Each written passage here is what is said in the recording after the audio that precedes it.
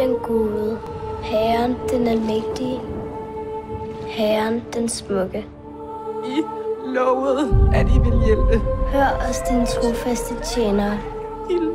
I lovede det. Dine evige tjenere, dine udvalgte. Du har halvdelen af dit liv tilbage, og du har aldrig reageret op. Tænker du aldrig over livets mysterier?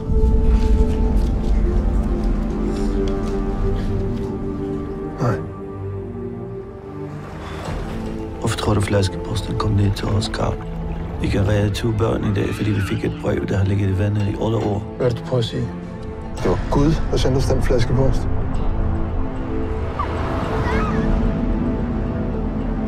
Han kører en eller anden sygeleje med de her familier. Han lærer dem at kende over flere år. Tager deres børn. Hvad er det, vi har at gøre med her? Et barn forsvinder. Forældrene siger ikke noget. Ikke til nogen som helst. Det skulle da mærke. De andre børns forældre, de har ladet ham slippe afsted med det, uden at sige et ord til nogen. Fordi de troede mere på Gud, end de troede på politiet.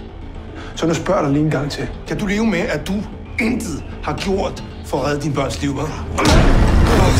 I skal ikke blande jer! Han er ikke kidnapper. Han er seriemorder. Frels. Jo, vi frelser os. Der er en chance for, at vi ikke finder dem eller Karl i live. Du spiller din tid. Jeg tror ikke på Gud. Jeg tror ikke på en skid.